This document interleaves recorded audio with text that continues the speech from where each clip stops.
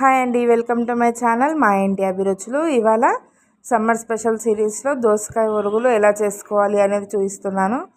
ఇవి చేసుకోవడం చాలా ఈజీ, టేస్ట్ కూడా చాలా బాగుంటాయండి. నార్మల్గా అయినా తినొచ్చు, లేదంటే మనం పప్పుతో కానీ చారుతో కానీ అన్నంలో నంచుకున్నా కానీ చాలా బాగుంటాయండి. టేస్ట్ చాలా అంటే చాలా బాగుంటాయి, తప్పకుండా ట్రై చేయండి. ముందు దీనికోసం దోసకాయలు హాఫ్గా కట్ చేసుకొని గింజలు సపరేట్ చేసుకోవాలి. ఆ తర్వాత వీడియోలో చూపిస్తున్నట్టు పీసెస్ కట్ చేసుకోవాలండి. చిన్నగా కట్ చేయొద్దు, కొంచెం పెద్దగానే ఉండాలి సైజ్ అయితే. ఒరుగులకి కొద్దిగా సైజ్ పెద్దగా ఉంటే అవి ఎండే వరకు ఎలాగో చిన్నగా అవుతాయండి, అందుకని కొద్దిగా సైజు చూసుకొని కట్ చేసుకోండి. అలాగే దోసకాయలు కట్ చేసుకునేటప్పుడు ఒకసారి ఒక పీస్ తిని చూడండి, ఎందుకంటే కొన్ని దోసకాయలు చేదుగా వస్తాయి కదా, అందుకని చూసి కట్ చేసుకోండి. వీడియోలో చూపిస్తున్నాను కదా, ఇలా ఉంటే సరిపోతుంది.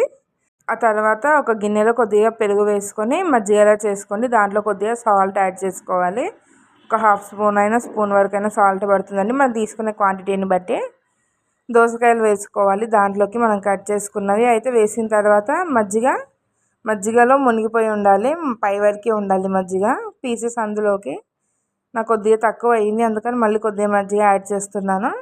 ఇదంతా ప్రాసెస్ మనం నైట్ టైమే చేసుకోవాలండి. ఆ తర్వాత దాన్ని క్లోజ్ చేసుకొని నైట్ అంతా అలానే ఉంచుకోవాలి.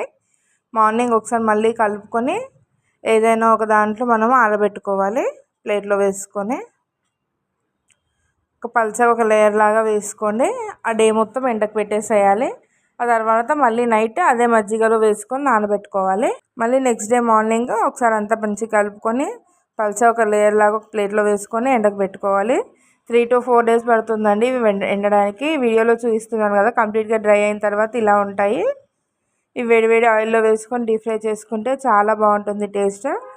ఒకసారి ట్రై చేసి చూడండి. మా వీడియోస్ కనుక మీకు నచ్చినట్టయితే లైక్ చేయండి, షేర్ చేయండి, సబ్స్క్రైబ్ చేసుకోండి. Thank you for watching.